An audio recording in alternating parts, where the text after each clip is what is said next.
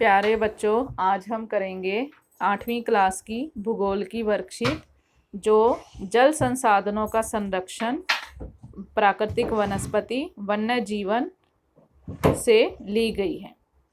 तो देखिए, ये पिक्चर एक दिखा रखी है जमुना नदी में किस तरह से प्रदूषण है, और ये स्प्रिंग कलर यानी पानी छिड़कने वाली।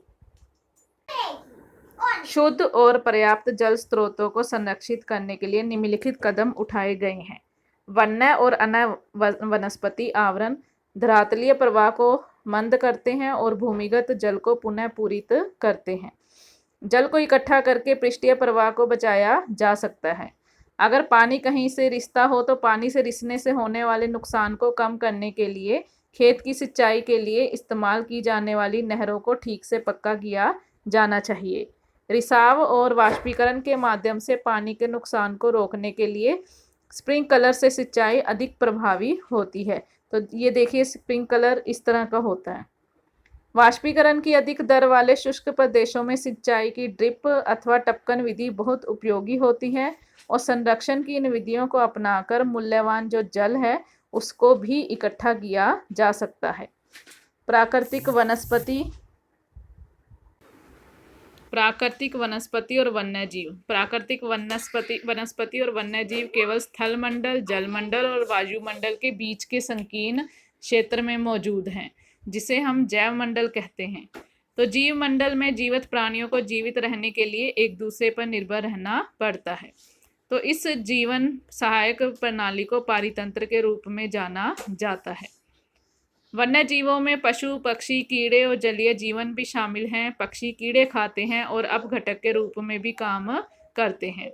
जो गिद्ध हैं, गिद्ध यानी जो बाज हैं, ईगल हैं, वो मरे हुए जीव जंतुओं को खाने के कारण एक अपमार्जक और पर्यावरण का एक महत्वपूर्ण शोधक माना जाता है। इसलिए प्राणी चाहे छोटे हों या बड़े, सभी पारितंत्र के संतुलन को बनाए रखने के लिए आवश्यक है। प्राकृतिक वनस्पति का वितरण। वनस्पति की जो वृद्धि है मुख्य रूप से तापमान और नमी पर निर्भर करती है। दुनिया के प्रमुख वनस्पति प्रकारों को जंगलों, घास के मैदानों, झाड़ियों और गुल्म के रूप में वर्गीकृत किया गया। भारी वर्षा वाले क्षेत्रों में विशाल वृक्ष फलते फूलते हैं, तो उस प्रकार के जो वन हैं वो जल आपूर्ति वाले क्षेत्रों में पाए जाते हैं। जैसे जैसे नमी की संख्या घटती जाती है तो पेड़ों का आकार भी कम होता जाता है, और जो सामान्य वर्षा वाले क्षेत्र हैं वहाँ छोटे आकार वाले वृक्ष और झाड़ियाँ उगती हैं। लेकिन जहाँ पर बहुत ही कम वर्षा होती है वहाँ पर कंटीली झाड़ियाँ और गुल्म उगते हैं। प्राकृतिक वनस्पति और वन्य जीवों का संरक्षण।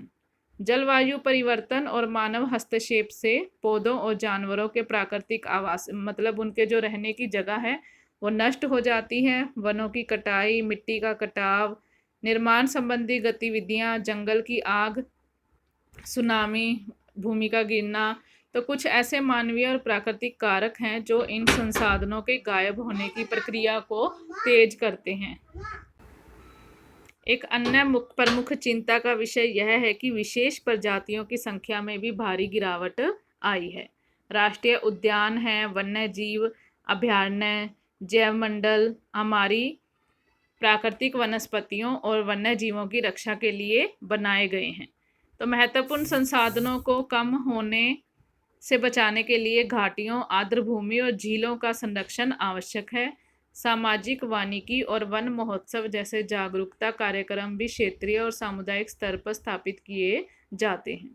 स्कूली बच्चों को प्रकृति शिविरों में जाने के लिए भी, यानी मतलब नेचर को दिखाने के लिए उनको प्रोत्साहित किया जाता है, ताकि ये सारी जितनी भी प्रजातियां हैं, ताकि वो विभिन्न प्रजातियों के रहने की सराहना करें। कई देशों ने व्यापार के साथ साथ पक्षियों और जानवरों की हत्या के खिलाफ कानून भी पारित किए हैं। भारत में शेरों, बाघों, हिरणों, भारतीय सारंग और मोर को मारना गैर कानूनी है।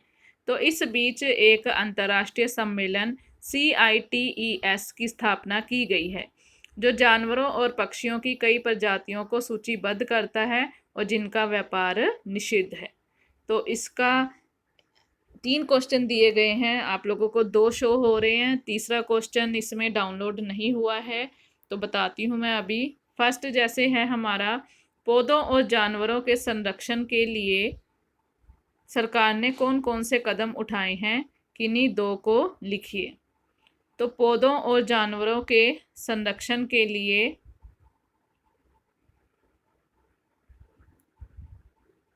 राष्ट्रीय उद्यान, वन्यजीव अभयारण्य और जैवमंडल इनकी रक्षा के लिए बनाए गए हैं।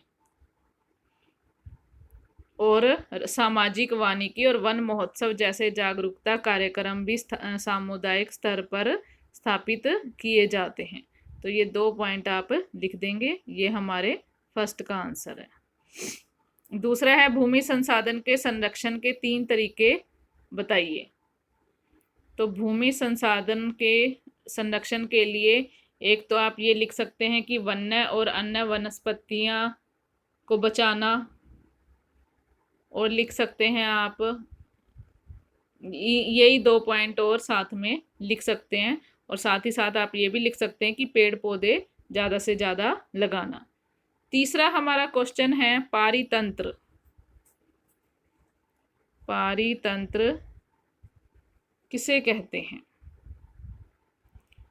तो ये भी अभी हमने पढ़ा था पारितंत्र के बारे में।